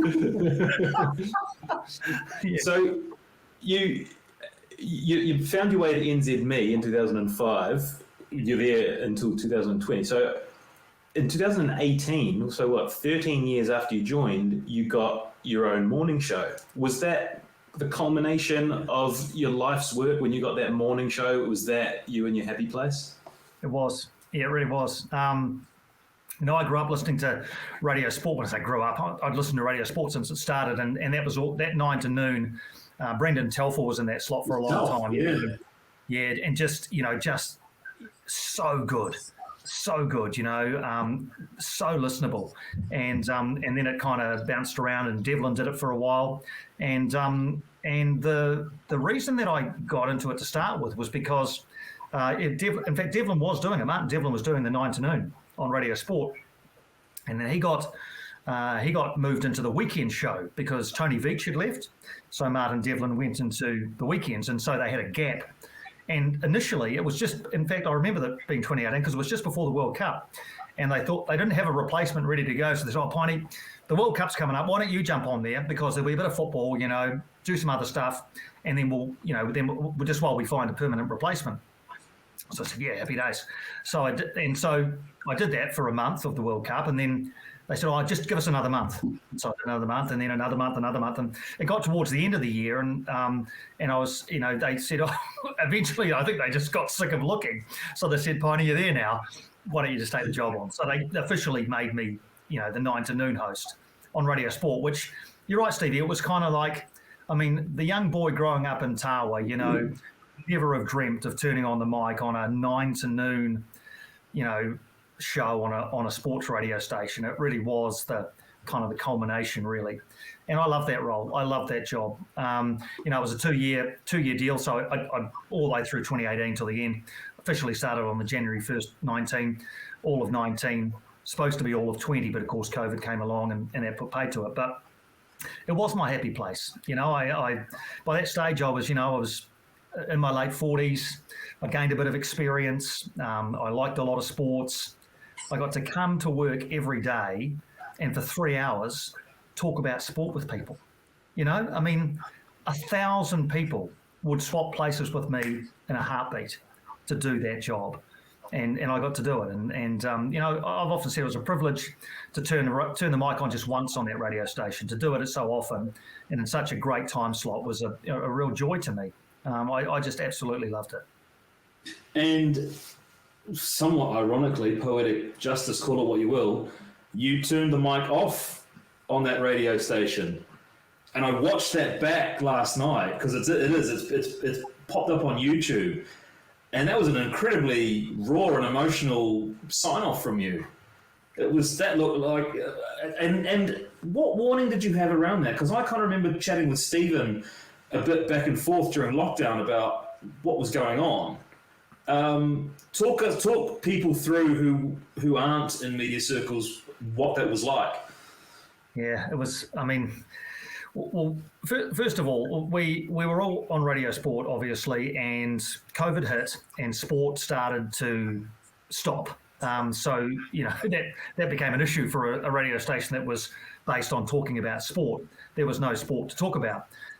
We went into level 4 lockdown, but the station continued. And we were coming up with all sorts of creative ideas for how we could keep this thing going. We were doing, where are they now? And, this is your life and all these sort of, different ways of doing sport when there was no live sport to talk about. And I was on the air one day and at 11 o'clock, got an email during the 11 o'clock news. I was on from 9 to 12. 11 o'clock news got an email to all Radio Sport staff, please join a Zoom call at 12:15. And so I thought to myself, right, this doesn't sound good. But what I thought it would be was something like, guys, we don't know how long this COVID thing's going to last. We're going to either reduce the hours of Radio Sport and not be on overnight, or not be on at night, or not, or we're going to take a month break and see what happens and then revisit it. So at 12:15 we got on the Zoom call and we're told that the radio station was going to be turned off. And it was turned off at 1 o'clock. So 45 minutes later, Daniel McCarty, who you've talked about a couple of times, was ready to go at 1 o'clock with his show. 12 to 1, we did a thing called The Country, which was like a rural program simulcast out of a ZB studio. So no one bloody love that show, by the way. Just by the by. It goes all right. Yeah, it goes all right. Nothing wrong with it. But so I'd finished at 12. Daniel never went on at 1, but I think the piece you're talking about, Shay, is when we did a what was called like a sign-off show or a farewell, if you like. And so all of the Radio Sport announcers, past and present, were part of that. And in a 3-hour time slot, we kind of revisited the great moments and had some of the old hosts on, like Brendan Telfer and many others who had graced the airwaves over the 15 years of the radio station. And I was given the opportunity to anchor that show and kind of bring people in and stuff, and then have the last kind of out. And it was emotional, of course it was. You know, I was kind of surprised actually, because I'd scripted it because I didn't want to get it wrong. I wanted to thank the right people and give the right message, but I did find myself getting a bit emotional near the end of it when I was basically saying to people, hey, thank you for listening to us for the last 15 years. And then it becomes clear in your own mind that, hey, this is it. When I turn the mic off, this radio station stops. So, it was an emotional time, but I reckon we did it justice. And just on that too, I mean, everybody a lot of great broadcasters lost their jobs that day when the radio station was turned off. And, the way that they've rebounded in their own separate ways and moved on to either other jobs in the media or other jobs completely outside the media has been really inspirational to watch. I mean, I was kind of lucky. I kept the job with the company because I had kind of the ZB job to go back to. And I had a major, major case of survivor's guilt for a long time after that. I saw the likes of Daniel McCarty and Kent Johns and Mark Peart and Nathan Radere and Nigel Yolden and other wonderful broadcasters, far better than me, lose their jobs. But again, I kind of thought, well, what's the best thing I can do here? Best thing I can do is work as hard as I can to at least keep a legacy of sport alive on ZB, which is what I tried to do. It was bloody hard because, those guys were not only my colleagues, but some of my closest friends. But it has been really cool to see what they've got up to in the time since, and almost to a person, they've bounced back and in many cases in a better place now than they were then. Same with the print side, Piney. I think we lost about half of our editorial team during that, but pretty much all of them, I think, have found their way back, which is good. Yeah. I did want to ask you one question about that 9 to noon show. It's something I've always wondered. How does the planning go? How hard is it to plan for 3 hours of radio? Is it sort of a 5 a.m. in the morning and you're going hard for 4 hours, or is it the night before you're getting everything ready? Yeah, combination. Combination of those two things actually. I mean, because the first hour of it tends to be reflective of what the biggest issue of the morning has been. So you've got breakfast to come in, and everyone's waking up, and stuff might have happened overnight, or there might have been something the night before. There tends to be one or two big talking points, and so you're almost handed your talking points from the breakfast team. So we didn't tend to plan anything 9 to 10 until the morning of. And you pick up on a topic, and 9 to 10 tended to be talkback. So I'd chuck an opinion out there, a couple of issues, maybe play a little bit of audio, and then open the lines. The 10 till midday was a combination of regular features. We would have the same thing on every Tuesday at 10:15 we might talk rugby league. Every Friday at after 11 o'clock we might have our quiz, that sort of thing. So there were benchmarks that were locked in at various times. But you also had to react to what was going on at the moment. So, yeah, it was a combination. What Sam, my producer, Sam Hewitt, who is actually now with SCN, he's picked up a role there. What he and I used to do was kind of, after the show finished at midday, we'd have a very, very brief, okay, what have we got tomorrow? Okay, we've got him locked in. We're going to talk to her after 11. She's going to come into the studio, whatever it might be. So we had a couple of bits.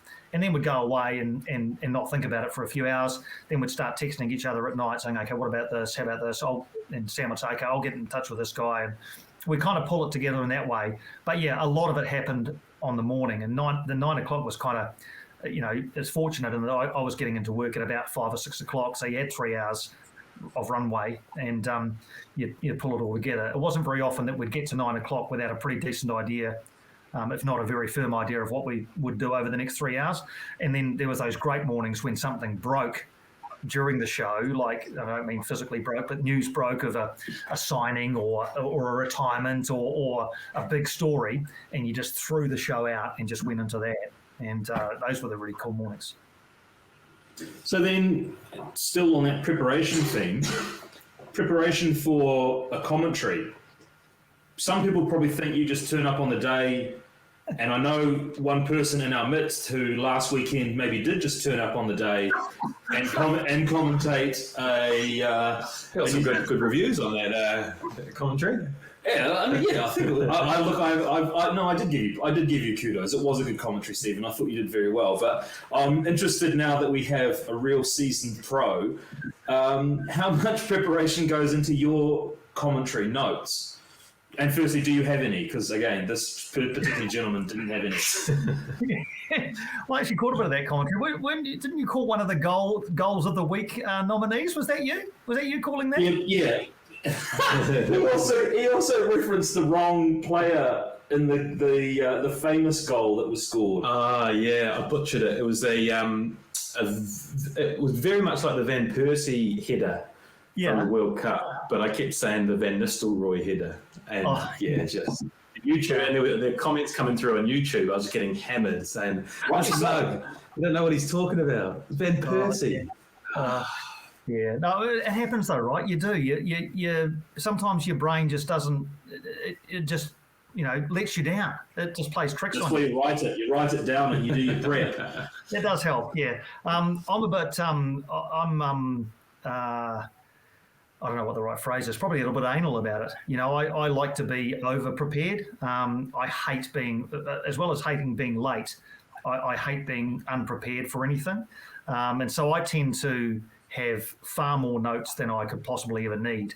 And they're notes around, so what I'll tend to do, and A-League's the stuff I do most often, so let's use that as an example, is, I watch most of the A-League games that don't involve the Phoenix, and that's handy because I know the Phoenix guys pretty well, but, there's often a new player in a team like the Newcastle Jets or Perth Glory or whoever it is.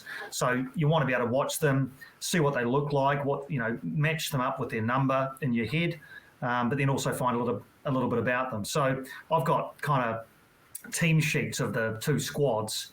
That's kind of my base, where I have name, number, how old they are, how many A-League games they've played, goals this season, that sort of stuff. But also maybe a couple of facts about them.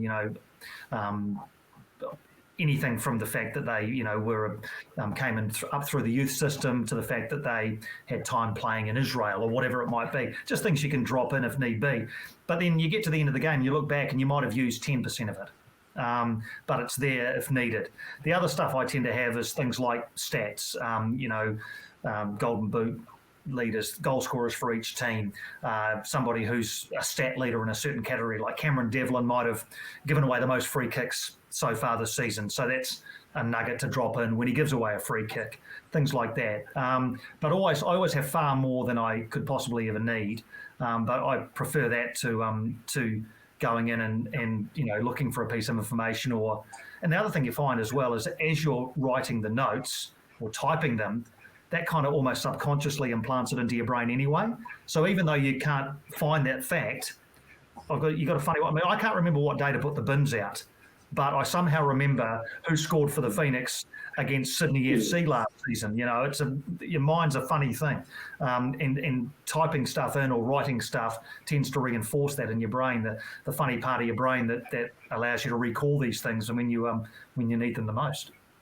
Did you get more nervous for like your first ever gig commentating on Sky Sport versus a sort of radio gig? Like, is that a bigger stage, and did you get yourself all worked up for it? I did a bit, yeah. I did a bit. I was given a couple of games. I've been doing it full time. I think this was the season we've just had. Obviously, there's only a couple of games because of COVID. I think that would have been my 5th season. Ahead of the first full season, I got a couple of games because Andrew Dewhurst, who was the regular commentator, was away. So I did a couple of games, and that kind of eased me into it. But I remember being terribly nervous before the first one of those. Because I had never done it. Radio I knew how to do, I said before, on the radio you need to say Pine passes to Holloway because people can't see that. But on TV you don't have to say Pine passes to Holloway because people can see that.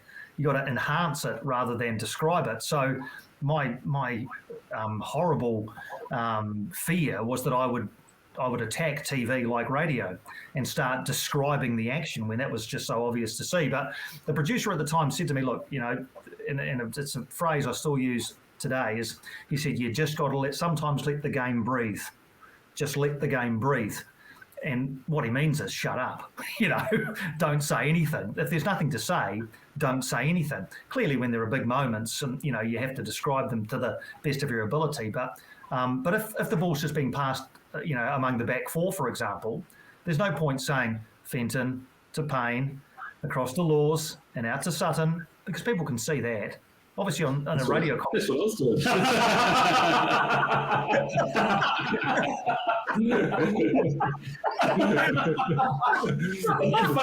Those four weren't even playing for Melbourne. I don't know what he was doing. Oh, shit.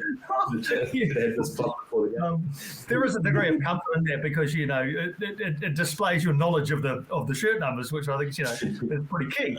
But yeah, so there's and I don't get it right, anywhere near as often as I would like to, but I give it a crack. And what you hope is you bring some enthusiasm, and yet again, like I said before, you want to get the big moments right, because those are the ones that get replayed, goals in particular.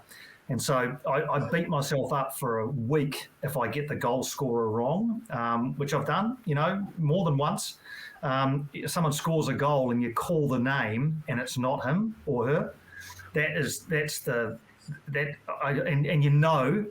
And then the rest of even though you try to put it behind you, you can't do anything about it now. It's like calling Van Persie Van Nistelrooy. You can't do anything about it, but you've done it. And then when you get home to watch the highlights and the goal scored, you've called Burns when actually it was Fenton or whatever it was, and you beat yourself up about it. So. Yeah, but then the upside of that is when you do get it right and you feel like you've captured the moment, and enhance the picture. I mean, I've had I'll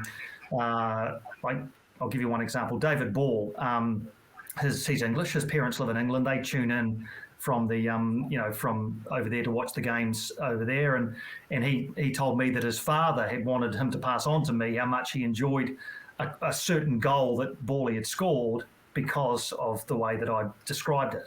And I thought that was really cool. I thought, wow, imagine, David Ball's mum and dad, early morning over there, sitting in their lounge, wherever they are, watching their son score a goal and hear somebody describe it with a degree of excitement that makes them think, that's my boy.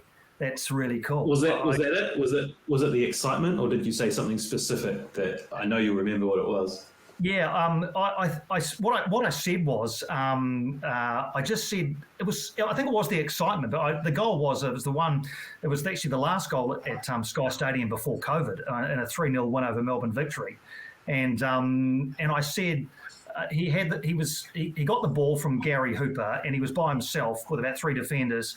So I said he's a bit of a lone ranger at the moment, David Ball, twisting and turning, still at his feet, David Ball, and as he hit it, his surname became about 5 syllables long, ball hit the net, and then I don't know where this came from. I said, "You love to see it," and that was kind of it. And they liked it, and I think that's a really cool thing for a parent to be able to luxuriate in the feats of their son, but also have a little bit of backdrop in terms of what it sounds like coming out of the TV speakers. I think that's really cool. Do you listen to the other, like the world feed, like in the Euros that are on now, for example? Are you listening to those guys? And I don't know, like a player would analyze another player. Like, are you analyzing other commentators in terms of phrase and ways of describing things and thinking, shit, that's a good one. I might actually try and use that next time around. Yeah, I think. I mean, I definitely listen to them. Yeah, and I'm in awe of them, really. I mean, you hear a guy like Peter Drury, who somehow manages to articulate in the most incredible ways, stuff that happens on the football field. And seemingly off the cuff, I mean, he may have prepared some things, but it's seemingly off the cuff, and he can just somehow draw on this astonishing vocabulary to enhance what you're seeing. I mean, I think I suppose it's like if you're a referee. When you're watching a game of football, you probably watch the referee a bit more, than most of us would. As a commentator, you probably do. You listen and I guess you try to pick stuff up, but I think also you want to try and be your own person as well. There are great phrases that people use, and you think, "Shit, I wish I'd said that." I wish that had been my line. But you try and I guess come up with your own ones. But there are many commentators that I admire across a number of different sports, on radio and television. Who, I don't think I would say that people say, "Oh, who do you want to be like?" or who influences you. I don't think anybody does really, but I just think I've got a lot of admiration for, for a lot of people who do it, because you do know how challenging it is, and how much work most people who do it put into it, and you love it when they can have their moments, when they can have their, their bit that's replayed over and over and over again, and they're a part of that. I think that's, you hope that for yourself, and you certainly hope it for the others who are doing the same thing. And then do you get your mate saying, "Piney, why don't you try and slip in cabbage into the commentary," and all those kind of little secret words? Can you let us in on any time? Have you ever actually done that? I have done that. My social football team is called the Tawa Grizzlies. And so they are constantly on at me to make the sound of a grizzly bear at some stage during a commentary. And so I haven't done it yet, because I think it would be extremely unprofessional in the middle of a commentary to sort of let out a guttural sort of a roar, accompanied by me. You wouldn't be able to see it, but me sort of, making a claw with my hand as a grizzly bear might. I haven't done that, but on occasion I was away. I remember I was in Auckland, and I wanted, just because my son was a bit younger, and he doesn't like me being away, or didn't like me being away. So I said, "Mate, don't worry about it. Watch the game on Saturday night, and I'll say a special word for you, so you'll know that I'm thinking of you." So it wasn't, I can't remember what the word was. It might have been ice cream or something like that. And I found a way. It was grizzly. It was grizzly. So it served both purposes. It was great. So I did that. But and of course you get that, and I know it's a favourite trick of friends of commentators, because they say you got to say constabulary or whatever it might be, and you got to find a way of getting it in. But that was the grizzly one will probably turn up at some stage. It'll probably be my last ever commentary, I would say. Piney, what's your best commentary story that involves Choti that is broadcastable? There's a few. There's a couple of good ones. I think one of my favourites with him was the penalty shootout against Perth in 2009-10 season. The Phoenix beat Perth in a penalty shootout to go through to the next round of the finals. It was their very first playoff match. And during the penalty shootout, Choti's immortal line was, "Piney, I'm going to lie down. You talk us through it."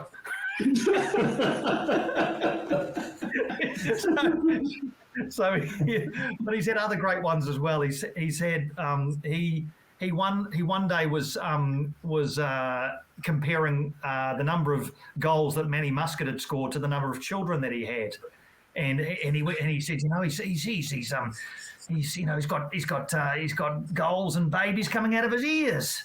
Babies don't come out of your ears, do they? No, that's not anatomically correct. And he was all over the place with this analogy between goals and babies. But he used to pull out some absolute crackers.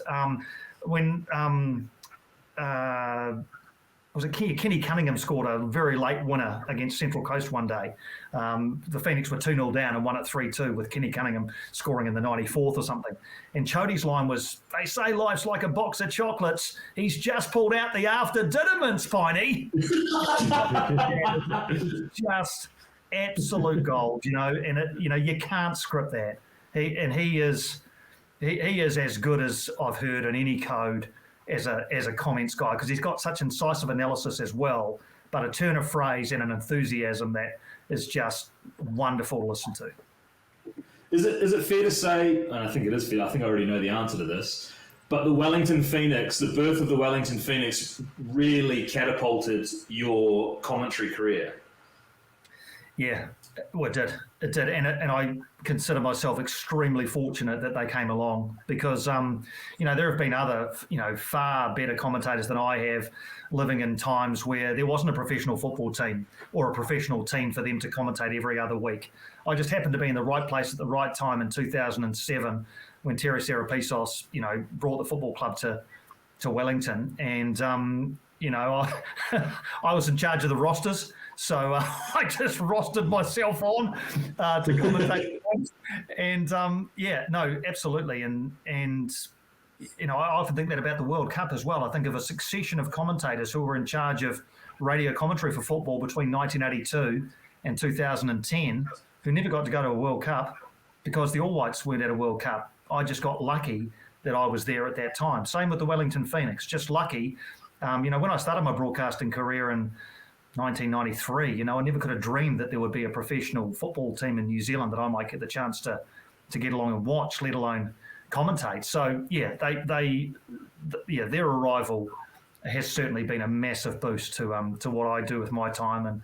And I think, I probably invest. I don't know what the hell I did with my time before they came along, if I'm honest with you, because I invest far too much time in thinking about them, prepping them, worrying about them, wondering where their next import strikers are going to come from and that sort of thing. But they've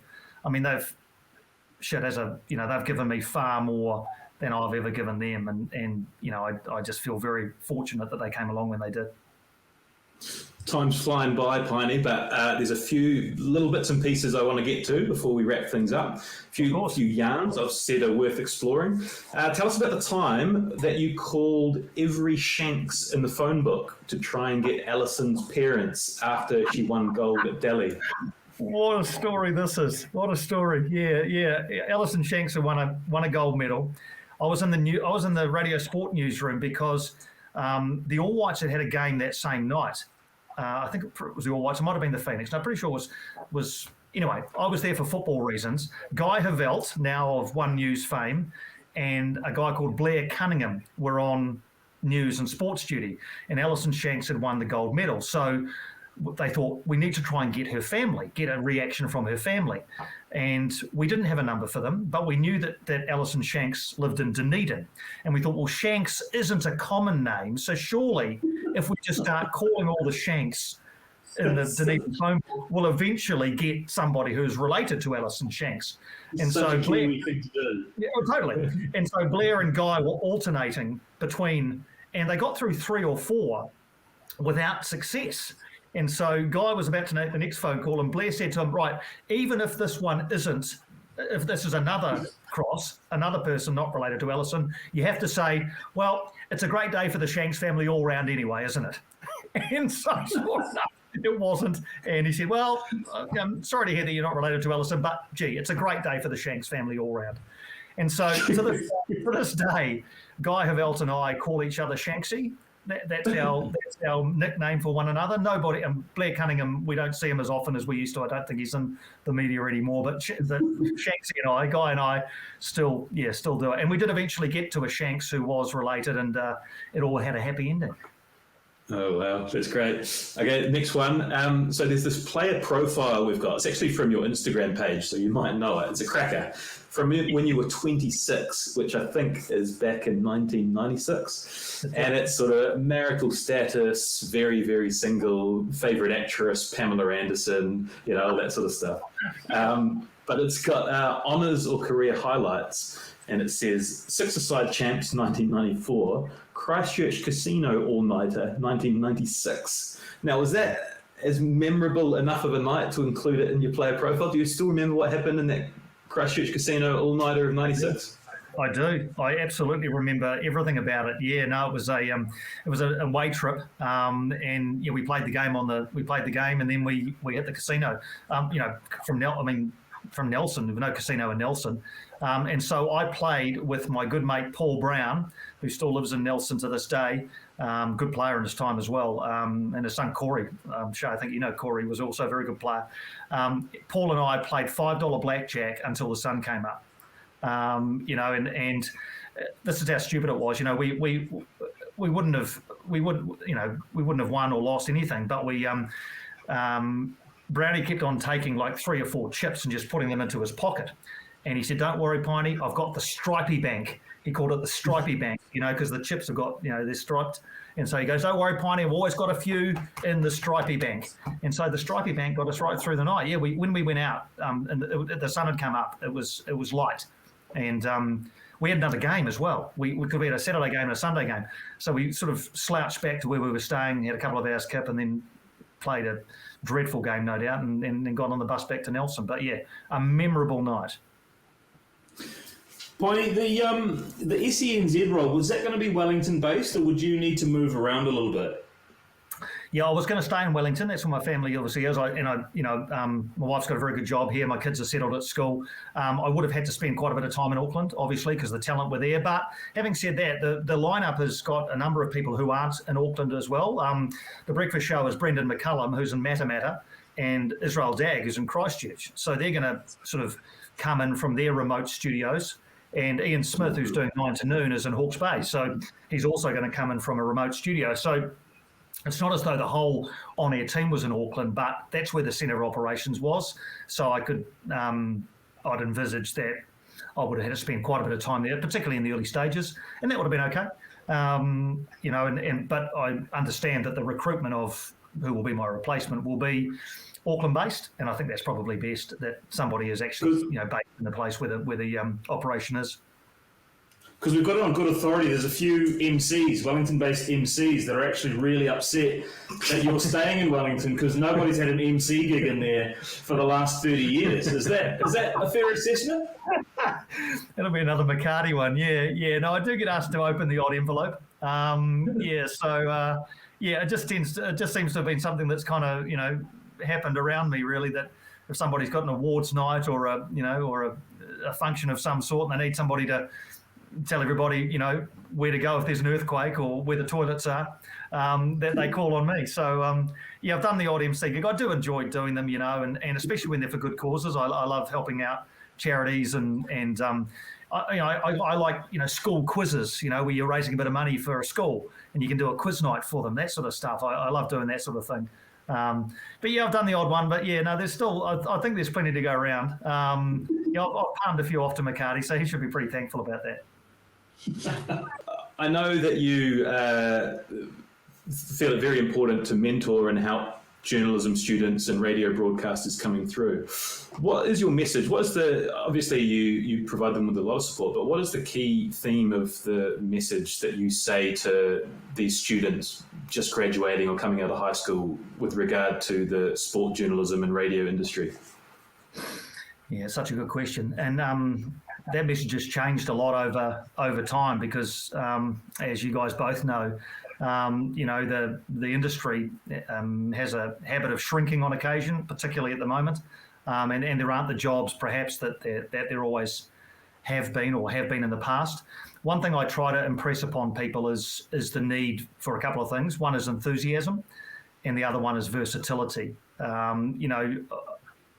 I can teach you how to work a word processing system, or how to record audio, or how to construct a voice break, or whatever it might be in the media realm. But I can't teach you to be enthusiastic about coming to work every day, to approach your role with a positive outlook, to be energetic about what you do. And the versatility part is that it's pretty rare these days for somebody to be just doing one thing in a media organisation. The job I'm going back to even is, a mixture of all sorts of things. I'm being on air, recording interviews, interviewing people, writing, podcasting, all sorts of things, so that the need to be versatile. But one message I think I try to give to most people coming into the industry or who are looking to get into it is that while it is competitive and it is hard to get into in certain parts of it, I believe that there will always be a place in our industry for good people. And so use that as a base and then maybe go from there.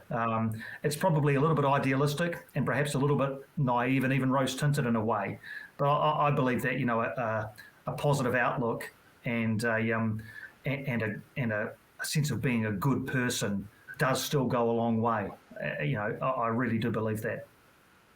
Well, Piney, we kind of opened with everyone saying how good a person you were, and there was a story shared with me that I shared with Stephen this week from Andrew Durante, who spent a long, long time with the Wellington Phoenix. And I asked Andrew anything about Piney. He said, greatest guy ever. He said, and I said, well, give me an example. And he said, for my 10 years at the club, I gave a throwaway line to Piney to say, oh, can you put a book together or something like that? And he was expecting something, I don't know, a token gesture, whatever it was. And he said, you spent God knows how long, contacted well over 100 people. I might have got the numbers fudged. Reached out to former coaches in Australia, all over the place, and presented him with this book. And he was so humbled by it. And that's the stuff that you're talking about, right? Just being a good person and doing things for people. And I think it's just a wonderful attitude to have in modern day, that you do those sorts of things. And it's come across in this hour and a half, nearly 2 hours that we've spoken with you. What a great bloke you are. Yeah, thanks, guys. I mean, yeah, look, I've been lucky to deal with guys like Jura and others, who surround yourself with good people, and it's likely that you're going to exude the same sort of qualities, right? And look, I've loved chatting to you guys. I can't believe we've been doing it for almost 2 hours. The editing you're going to have to do to get rid of all the shit is something I don't envy. So, it's been, I've been very lucky, very lucky. Yes, I've worked hard, and yes, I've tried to be as good as I can be, but I have been in the right place at the right time a lot of times in my life. But, you got to, the other one I use a lot is, you only live once, but that's enough if you do it right. So you kind of got to give it a crack, right? Piney, that's been brilliant. Thank you so much for joining us. Time has flown by, absolutely flown by. I'm sure the audience is going to love it. Thanks for giving us your time. Really appreciate it. Great, guys. Great to see you both. Cheers.